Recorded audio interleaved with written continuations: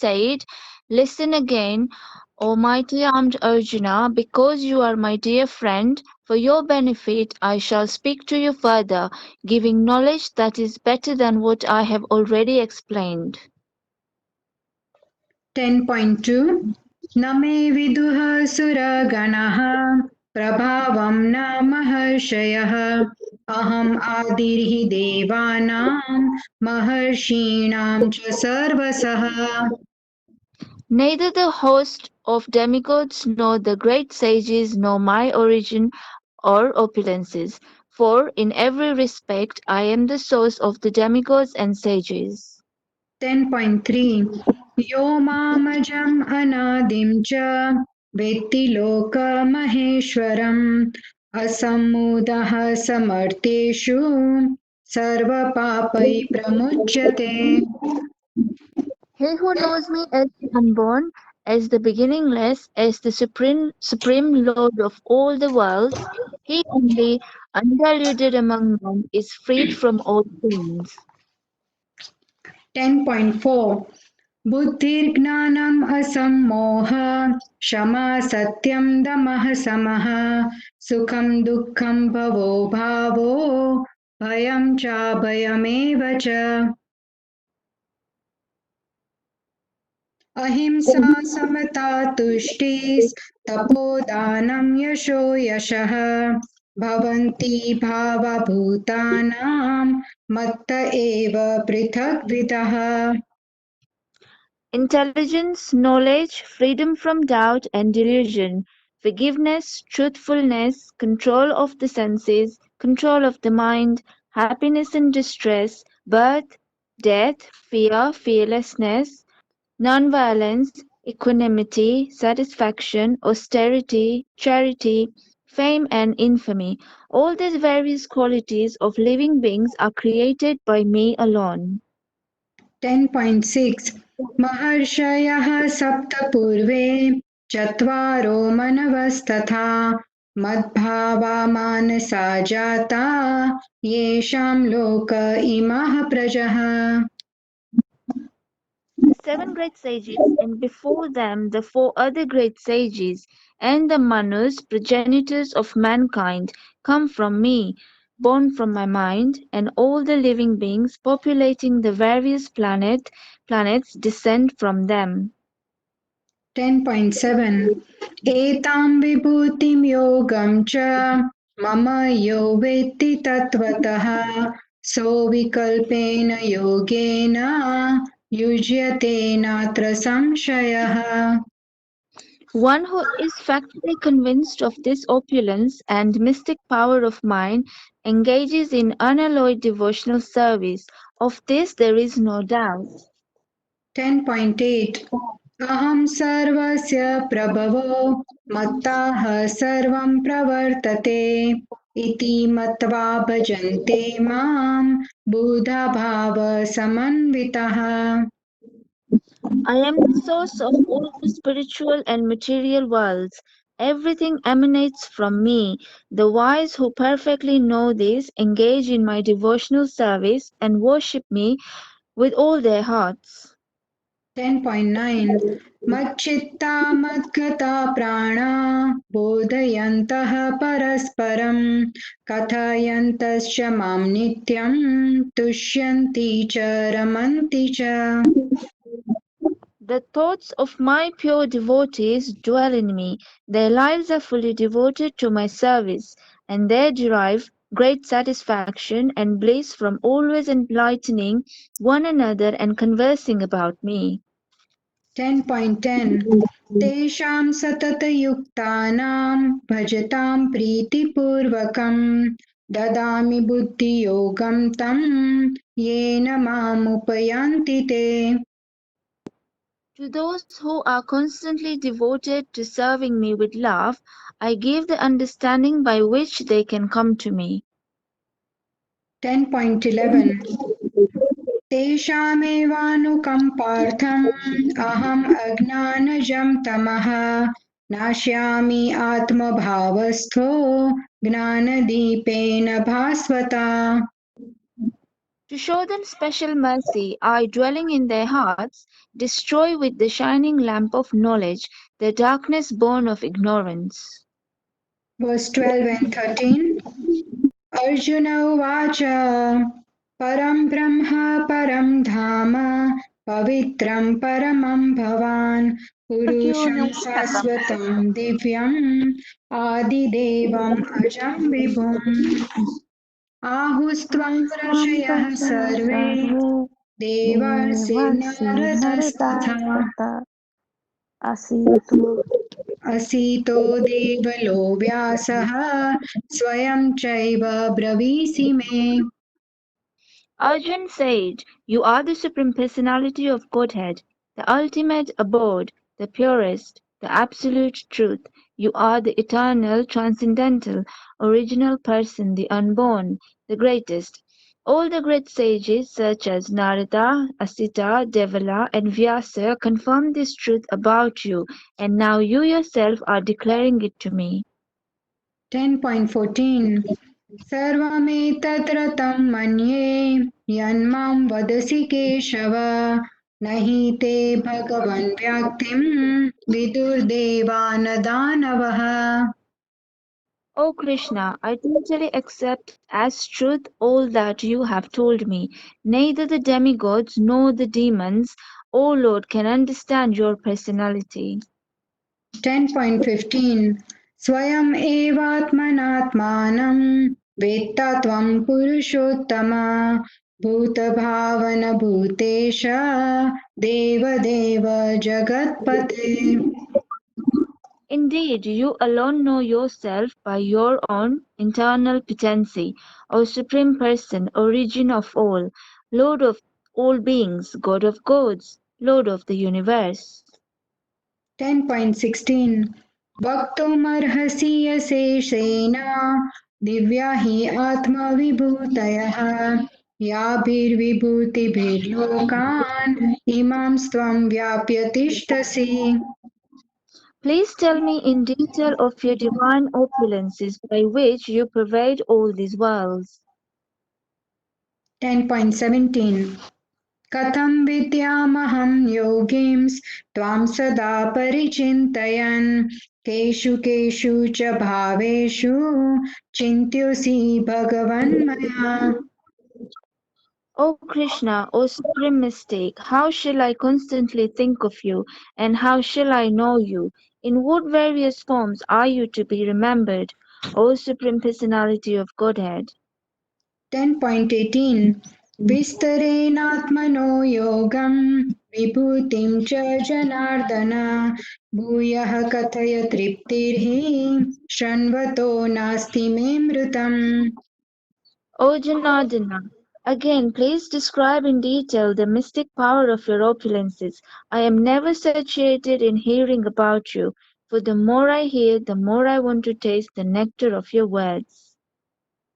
10.19 श्रीभगवानुवाच हन्त ते कथयिष्यामि दिव्या हि आत्मविभूतयः प्रधानयतः कुरु श्रेष्ठा नास्ति यन्तो विस्तरस्य मे The Supreme Personality of God says, "Yes, I will tell you of my splendorous manifestations, but only of those which are prominent, O Arjun, for my opulence is limitless." 10.20 अहम् आत्मा गुडाकेश सर्वभूताशयस्थितः अहम् आदिश्च मध्यं च भूतानाम् अन्त एव च I am the Supersoul, O Arjun, seated in the hearts of all living entities. I am the beginning, the middle, and the end of all beings.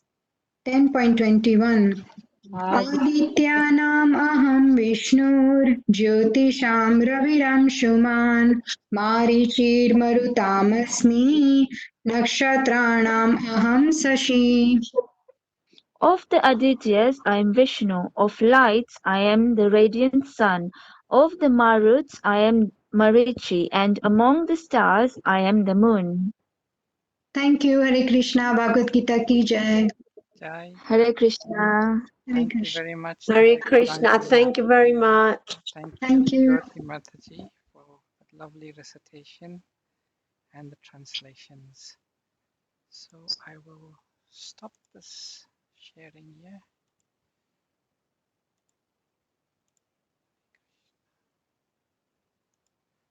and stop sharing. Just bear with me and I will share my screen.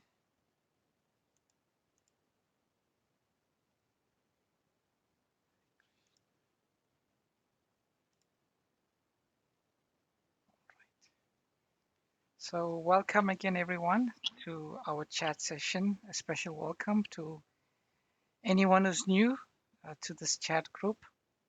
We chant normally a chapter a day, but because chapter 10 is long, we're doing half the chapter for the first half, and then we'll do the other half during the second portion of the month. So we're starting chapter 10, which is entitled Knowledge of the Absolute.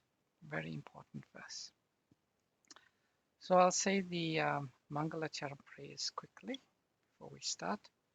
Om Jnana Timirandasya Jnananjana Shalakaya Chakshurunmilitam Jena Tasmai Shri Gurave Namaha Vanchakalpatarubhyascha Kripa Sindhubhyeva Cha Patitanam Pavanebhyo Vaishnavebhyo Namo Namaha Jai Shri Krishna Chaitanya Prabhu Nityananda Shri Advaita Gadadhara Shivashadi Gaura Bhaktivinoda Hare Krishna Krishna Krishna Hare Hare Hare Rama Rama Rama Hare Hare Namo Vishnupadaya Krishna Pastaya Bhutale Srimati Bhakti Vedanta Swami Namani Namaste Saraswati Devi Gauravani Charine Devashesha Shunyavadi Pasticadeshatarine.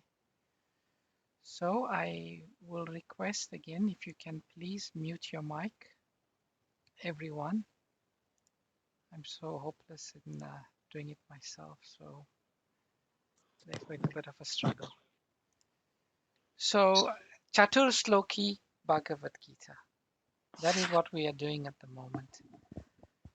So this Chatur Sloki Bhagavad Gita is explained by the great acharyas, the great teachers of the Bhagavad Gita, that this entire Bhagavad Gita, summarized in a nutshell, is contained in these verses, chapter 10, text number 8, 8, 9, 10, 11, 4, Chatur. So we find in these 4 verses a summary of the entire Bhagavad Gita. So we've been reading chapters, text number 8 and 9.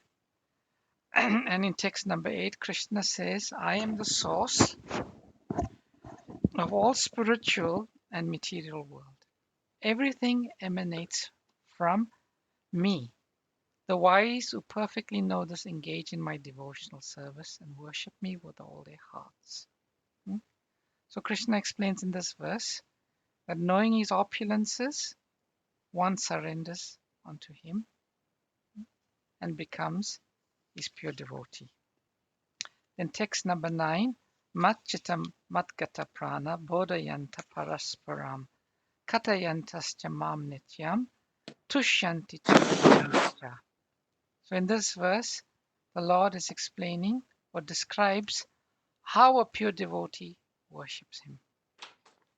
And in the text we will be reading and studying today and tomorrow, the Lord describes his reciprocation with his loving worship. How does the Lord reciprocate with those who understand his opulences and surrender to him with full devotion? How does the one who has been described in the previous verse, how does the Lord reciprocate with such a devotee? So this text number 10, is all about how the Lord reciprocates. with these pure devotees. And the verse itself is Tesham satatam yuktanam bhajatam pritipurvakam dadami buddhi yogam tap yena mam upayanti te. To those who are constantly devoted to serving me with love, I give them the understanding by which they can come to me. Some beautiful words here. Bhajatam pritipurvakam. Priti means love. Pritipurvakam means in loving exchange. And bhajatam, rendering devotional service. So, those who worship or serve Krishna, bhajatam, priti purvakam, with love. How does Krishna reciprocate with such a people? This will be the purport. So we'll read the purport. Is there anyone among you all would like to read the purport? I can read the purport, Prabhuji. Please go ahead. Thank you. In this verse, the word Buddhi Yogam is very significant. We may remember that in the second chapter, the Lord, instructing Arjuna, said that he had spoken to him of many things and that he would instruct him in the way of Buddhi Yoga. Now, Buddhi Yoga is explained. Buddhi Yoga itself is action in Krishna consciousness. That is the highest intelligence. Buddhi means intelligence, and yoga means mystic activities or mystic elevation. When one tries to go back home, back to Godhead, and takes fully to Krishna consciousness in devotional service, his action is called Buddhi Yoga. In other words, Buddhi Yoga is the process by which one gets out of the entanglement of this material world. The ultimate goal of progress is Krishna. People do not know this. Therefore, the association of devotees and a bona fide spiritual master are important. One should know that the goal is Krishna, and when the goal is assigned, then the path is slowly but progressively traversed, and the ultimate goal is achieved. Hare Krishna. That you can read more, Mataji, if you don't mind. Okay, yeah, You're sure. reading so nicely. Carry on. When a person knows the goal of life but is addicted to the fruits of activities, he is acting in Karma Yoga. When he knows that the goal is Krishna, but he takes pleasure in mental speculations to understand Krishna, he is acting in Jnana Yoga. And when he knows the goal and seeks Krishna completely in Krishna consciousness and devotional service, he is acting in Bhakti Yoga or Buddhi Yoga, which is the complete yoga. The complete yoga is the highest perfectional stage of life. A person may have a bona fide spiritual master and may be attached to a spiritual organization, but if he is still not intelligent enough to make progress, then Krishna from within gives him the instructions so that he may ultimately come to him without difficulty. The qualification is that a person always engage himself in Krishna consciousness and with love and devotion render all kinds of services. He should perform some sort of work for Krishna, and that work should be with love.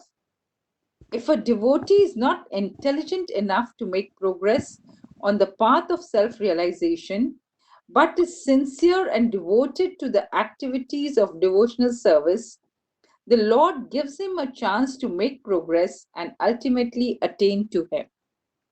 Thank you. Thank you so much. Hare Krishna. What a beautiful purport and such a Hare significant Krishna. verse. One of the most important verses in the Bhagavad Gita, quoted very often by Srila Prabhupada and by many devotees who speak on the Gita. This same verse appears Tesham satatam yuktanam bhajatam pritipurvakam Dadami buddhi yogam tam yena mam upayantite. The same verse appears in Chaitanya Charitamrita, the Adi Lila, first chapter, text 49. And there Srila Prabhupada also gives an excellent purport, just bringing clarity on the same purport is given in the Bhagavad Gita. So because it's such an important verse, I'd like to also read this purport to you all. This verse of the Bhagavad Gita, 10:10, clearly states how Govinda Dev instructs his bona fide devotee. The Lord declares that by enlightenment in theistic knowledge, he awards attachment for him to those who constantly engage in these transcendental loving service. This awakening of divine consciousness enthralls a devotee, who thus relishes his eternal transcendental mellow. Such an awakening is awarded only to those convinced by devotional service about the transcendental nature of the personality of Godhead. They know that the supreme truth, the all-spiritual and all-powerful person, who is one without a second and has fully transcendental senses, he is the fountainhead of all emanations.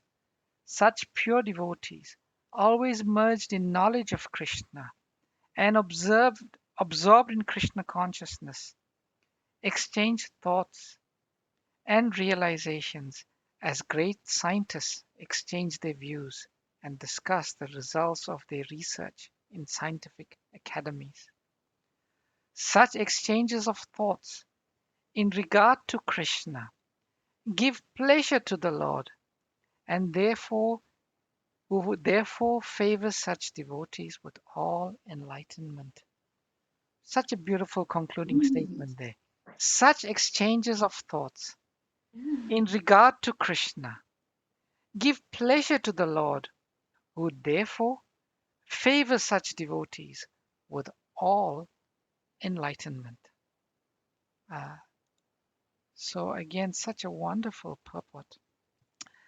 There are many important points, and I don't know if we can do justice to all of them. If we don't, we can always, Divyanam Prabhu said, continue with the discussion on this next. But let's just see, because the next verse is a continuation of this theme also. It's so important over two verses. Two of the four Chaturshloki focuses on this particular point. In the purport, Prabhupada talks about Buddhi Yoga. And Prabhupada says Buddhi means intelligence, and Yoga means mystic activities or mystic elevation. And Prabhupada says, therefore, Buddhi Yoga is the process by which one gets out of the entanglement of the material world. So, Prabhupada is saying very succinctly that how do we get out of the material world? Through Buddhi Yoga, through intelligence. And Krishna is explaining in this verse that intelligence comes from him. So ultimately, we get out of the entanglement of this material world by Krishna bestowing his intelligence, the intelligence on his devotee. Then there is talk about the ultimate goal of progress. And I want to pause on this particular point because you will notice that in both of the purports, the one directly from the Bhagavad Gita and the one from Chaitanya Charitamrita, Srila Prabhupada is talking about the goal. And he says here, such an awakening is awarded only to those who are convinced by devotional service. And in the purport itself in the Gita, he says, one should know that the goal is Krishna. And when the goal is assigned, then the path is slowly but progressively traversed. And the ultimate goal is achieved. And in the purport, Prabhupada talks about some people who know the goal but get distracted. those who are known as karma yogis. They know the goal is Krishna, but they get distracted by the work and the fruits of it work. Then we know the jnana yogi or the jnani. He knows the goal is Krishna, but he gets distracted by the mental process of mental speculation. But one who knows the goal and seeks completely Krishna consciousness, Krishna in Krishna consciousness and devotional service, that person is said to be acting in Buddhi Yoga of the highest intelligence. So Prabhupada is emphasizing the point that when the goal is fixed, then attainment of that goal is just a matter of time. And we always begin with the goal in mind. And we see that this particular point is emphasized so clearly that when we start off our Krishna consciousness, if the goal is fixed, if the goal is very clear, and attainment of that goal becomes one's life's chief desire, then attainment of that goal will happen. And Krishna, when he notices such, then he benedicts the aspirant devotee or the devotee. In the Bhagavatam, we see the story of Dhruva Maharaj, just a small child who, being insulted by his stepmother, decided to go to the forest to attain the greatest wealth. And on his way, he meets Sri Narad Muni. And Narad Muni sees Dhruva in this determined, focused condition. And he places his hand on his head of Dhruva. And then he speaks to Dhruva.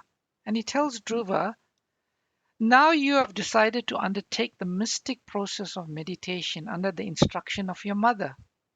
Because he asked his mother, where can I find God? And his mother said, the yogis all go to the forest to find God. So Dhruva decided that he's going to find God and asked God to give him the greatest benediction of wealth. So Narad says, just to achieve the mercy of the Lord. But in my opinion, such austerities are not possible for an ordinary man. It is very difficult to satisfy the Supreme Personality of Godhead. So Narad Muni is trying to dissuade this young boy from embarking on what he's setting out to do.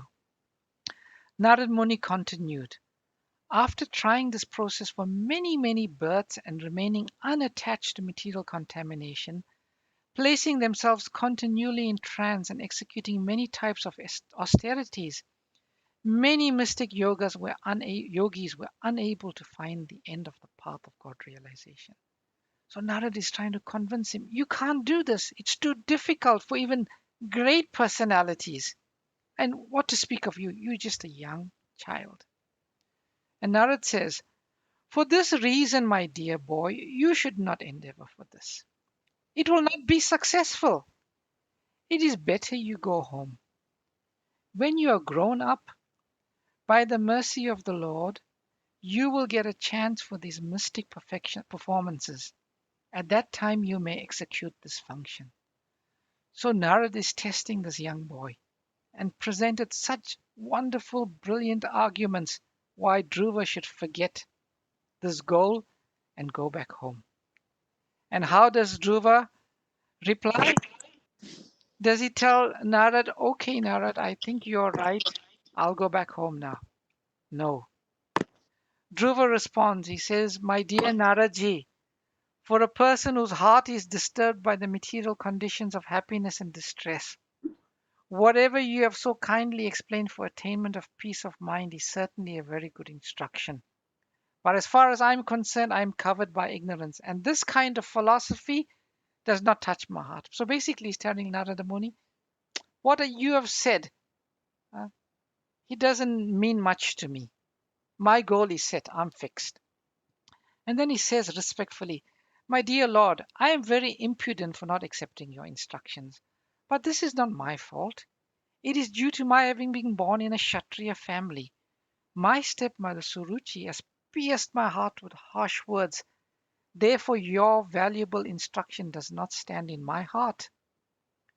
O learned Brahman, I want to occupy a position more exalted than any yet achieved within 3 worlds by anyone, even by my father and grandfather. If you will oblige me, kindly advise me of an honest path to follow by which I can achieve the goal of my life. So Dhruva is telling Narad Muni, please don't discourage me. Don't discourage me because I can't accept any discouragement because my goal is fixed. But if you have some kindness to me, please advise me how I can achieve the goal that I'm setting out to. And when Narad saw his determination, Narad blessed him and gave him a mantra, Om Namo Bhagavate Vasudevaya. And in this way, Dhruva went to the forest and he attained his goal. So this is an example of a person, although he was not a devotee in the beginning, whose goal is very fixed. And because being so fixed and determined in his goal, success was assured. There are another 2 stories to illustrate and emphasize this point. Once a great spiritual teacher was in the river Ganges taking his bath when an aspiring student decides to ask the master a question. And he goes into the water and stands next to the master. And he asks the master a question. And he says, Dear master, can you tell me when I will realize God? When I will attain the Supreme? So the master said, Dear young man, please come near and I shall instruct you. So as soon as the young man came, the master caught him by the head and dunked him in the water. And as he was about to drown, it was like his very last breath, the master pulled him out. And he gasped. And as soon as he took a breath, the master pushed him down again in the water and held his head there. And just when he was thinking, this is my last breath, I'm going to drown, the master pulled him up. And the master did this 3 times. And then he released him. And this boy gasping, he said, But master, what was this for? I asked you a question. What did you do this for? And then the master said, when I had your head underwater, what were you thinking about? And the young man said, I could not think about anything else but getting 1 breath of fresh air. The master said, is that all you could think about? Master, that was all I could think about. And then the master said, yes. When in your life the only goal you can think about is how to serve the Lord or how to attain the Lord, that's how you will become successful. And a very similar story in the Mahabharata with Arjuna. Dronacharya had many students. He once placed a sparrow made of straw on a tree, and he called his students to take aim at the sparrow. He asked Duryodhan, what do you see?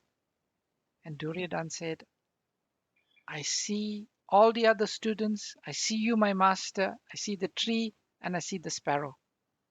And Dronacharya said, stand one side. Then he called Dushashan and he said, what do you see? He said the same thing. He called Nakul, Sahadev, Bhim, and they said similar things. Oh, I see the tree. Yeah, I see the leaves. The master, anything else? No. Then he called Arjuna. He said, Arjun, what do you see? He said, Master, I see only the right eye. Of what? I don't know, Master. I only see the right eye. What else do you see, Arjun? I don't see anything. Don't you see the left eye? I don't even see the left eye. And then he said, okay, Arjun, shoot. And Arjun shot and he hit the target. So this is the starting point. That when our goal is fixed very strongly, that Krishna or pleasure, giving pleasure to Krishna is my goal. Then what happens? When we make such a goal, then chanting the glories of Krishna, hearing the glories of Krishna also becomes one of our main activities. Prabhupada says, don't waste time. Whenever you have some free time, take Srimad Bhagavatam, take Bhagavad Gita, and hear and chant the glories of Krishna. So Krishna is saying in this verse, those who worship me with love, Priti Purvakam, I will give them the intelligence by which they can come to me. In the 4th chapter, the 9th verse, there is a verse the Lord speaks, Janma karma chame divyam evam yo veti tatvataha tvaktadayan punna janma naiti mameti, so Arjuna. And the Lord says, one who knows the transcendental nature of my appearance and my activities does not upon leaving the body take his birth again in this material world, but attains my eternal abode, O Arjuna. So Krishna says here, one who understands his appearance and activities does not take birth again in the material world, but attains to his abode. And Krishna is saying here that he gives the intelligence by which one can understand him. So only those who are completely devoted to the Lord makes the entire process very, very easily. To the point Prabhupada says in the last paragraph that there may sometimes be a devotee who has a bona fide spiritual master, who may be attached to a spiritual organization, but still that person may not have sufficient intelligence to advance. And sometimes we see such people that for some reason or the other, although they are devoted to their spiritual master, they just struggle to understand the instructions of the spiritual master. And sometimes they struggle of how to properly apply those instructions. And sometimes we see some people, they are attached to a spiritual organization by which they get all facility to advance, but still because of a lack of, let's just say, intelligence, as Prabhupada explains, they are unable to advance. But if such a person, Prabhupada explains, their only qualification is if they are sincere and they are devoted to activities of Krishna consciousness, meaning that they are always trying to do some service for the Lord. They may not be doing some very elevated service. It may be some very simple menial service. But they are devoted and they want to serve. Prabhupada explains that such a person, although they may not be very learned in the scriptures, although they may have so many shortcomings, if they render service with full sincerity and full dedication from within the heart, Krishna will instruct such a person so that they are able to attain the ultimate destination. Or Krishna gives them the intelligence by which everything can be revealed. I know I've said this a few times, And I'll say it again because it's so relevant to this verse. Once Prabhupada asked the disciples, his disciples, what is the most important verse in the whole of the Shastras? And when they couldn't answer, he gave the answer himself. Yasya deve parabhakti yata deve tata guru tasyaiti iti katita prakashante ye mahatmanaha. Only to those persons who have implicit faith in the Lord and the spiritual master are all the imports of the Vedas revealed. That means if Krishna favors somebody because of their faith and dedication, he can reveal every meaning of the Vedas in the heart of such a person.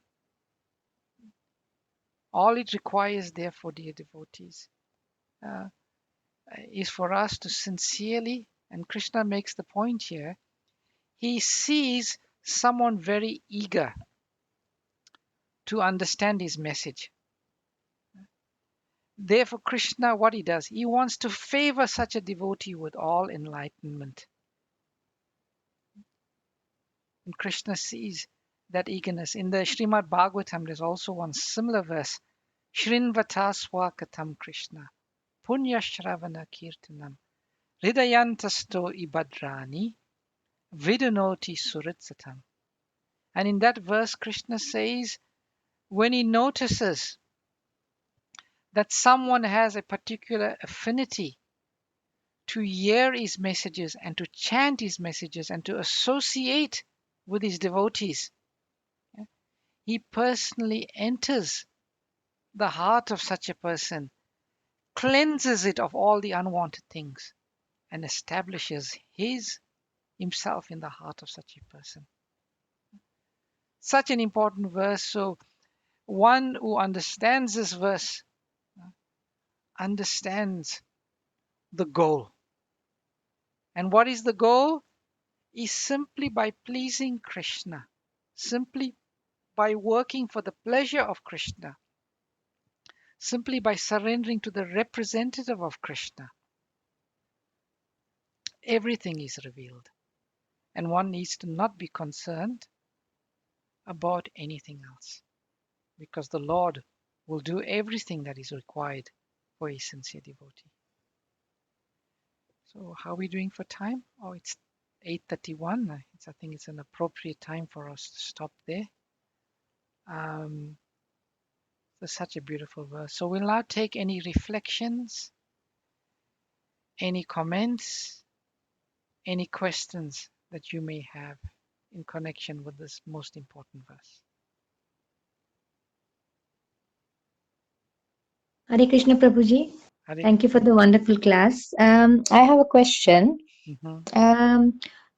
Devotional service is all devotional service is equally important.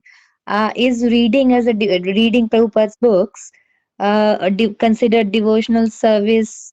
Like if we compare it to devotional service, which is very hard or difficult, like maybe standing in the rain and when there is Janmashtami, the devotees are guiding the carts to they're standing in the rain or the sun and they're guiding, so it's kind of physically difficult devotional service than reading in your own house comfortably reading Prabhupada's book. So will that be considered which I mean will that be compared like both the devotional services, is one superior to the other or inferior? Yes, Sorry. if one is doing it in full consciousness with pretty purvakam, with love and desire to please Krishna, yes, certainly.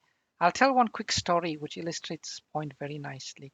You know, there are 9 items for devotional service: Shravanam, Kirtanam, Vishnu Smaranam, Padasevanam, Dasyam, Achanam, um, Atmani Vedanam. So there are so many, but the first 2 is hearing and chanting.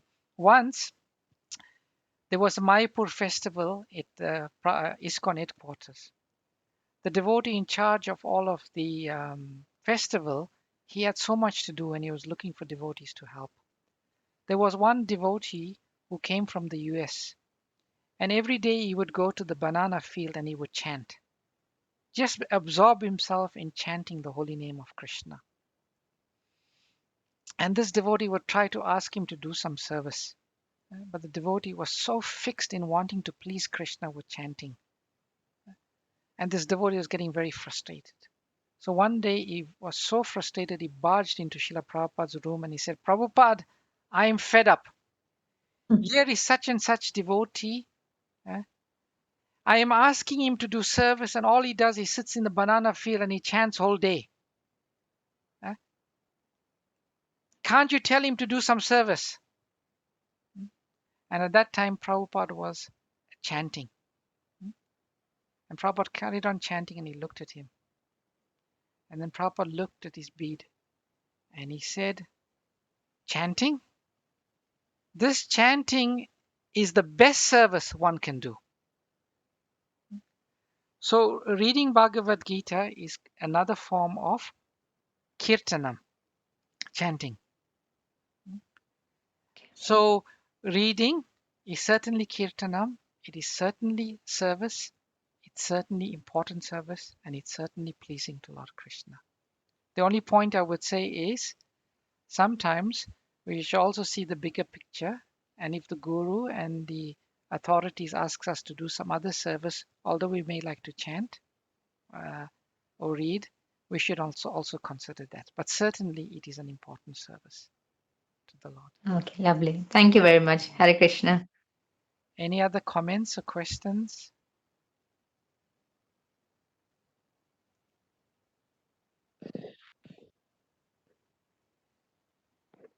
Have all of you all fixed your goal very tightly? Hare Krishna, Prabhuji. Hare Krishna, Mataji. Yeah, it is so nice to know that the Krishna reciprocates in a way when he knows that this devotee is doing a sincere service and knows that his ultimate goal is to reach him. It's very nice thought that Krishna does listen to our devotional services and reciprocates. Yes, it's so nice to know. All of us have shortcomings, don't we? Yes. We all have lackings. Just knowing that Krishna does not see our shortcomings and lacking. If we are sincere and we do our best to serve Him, He will give us all that we need to attain Him. This is the sum and substance of this verse. Hare Krishna, Prabhuji. Hare Krishna, Santosh Mataji. Could you please recap the bit about Dhruva either having to go to the forest or was asked to go to the forest? I missed that bit. What Okay. is... Yes, thank Essentially, Dhruva set his mind that he's going to go to the forest. you. He's going to find God and he's going to ask God to give him the biggest, greatest wealth.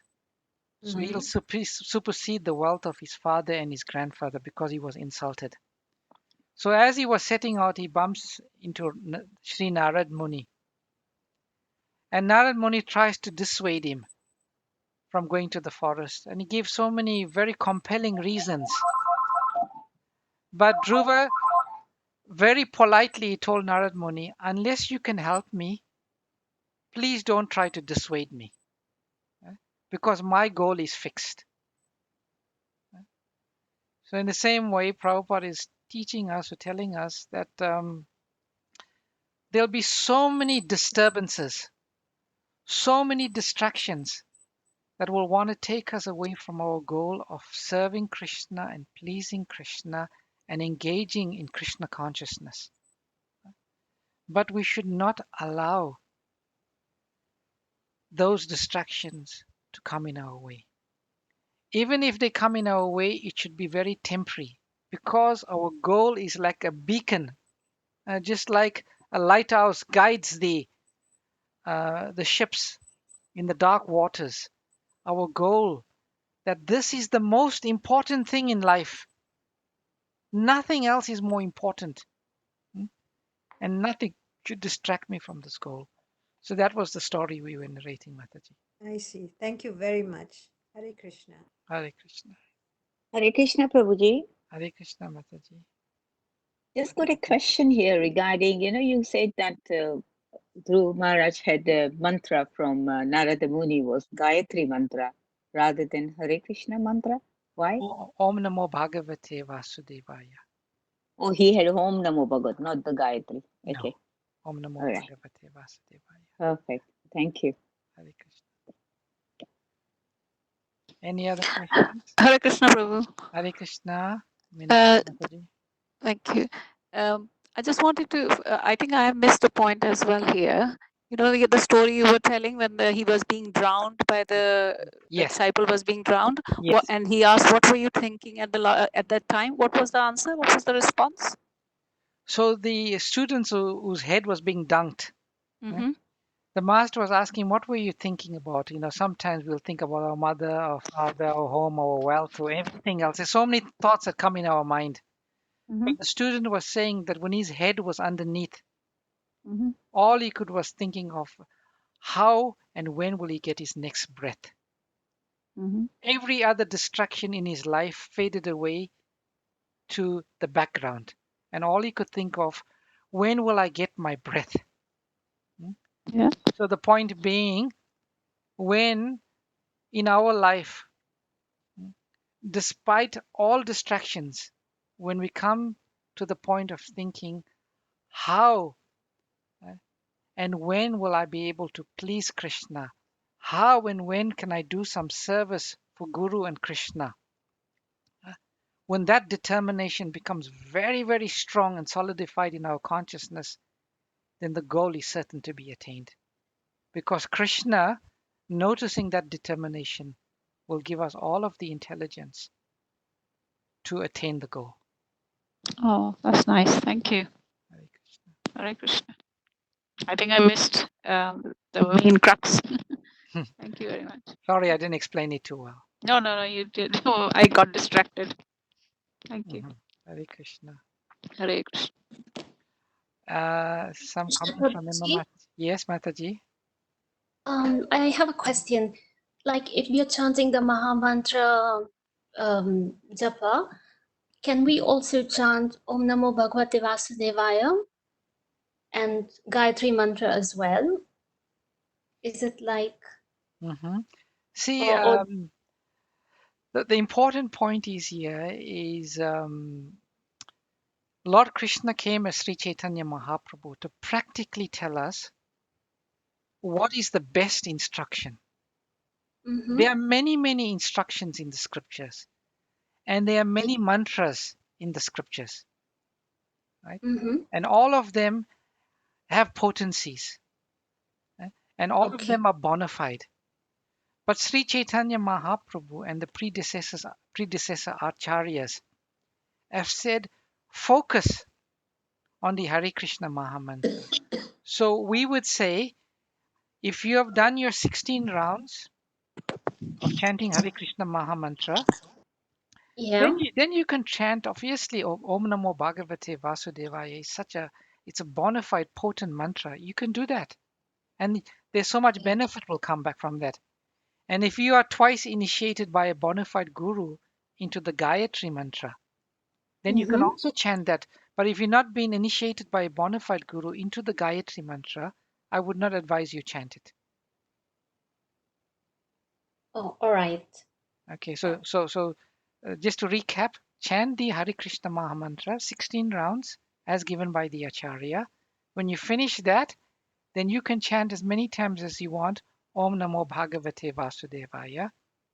And the Gayatri mantra, if one has not been initiated, one has not received in the ear the Gayatri mm-hmm, mantra from a bona fide spiritual master, then one should not really try to chant that. okay, Okay. okay, thank you. All right. So there's one question here. Exalted by Emma Mataji. Exalted devotees will recognize signs of reciprocation.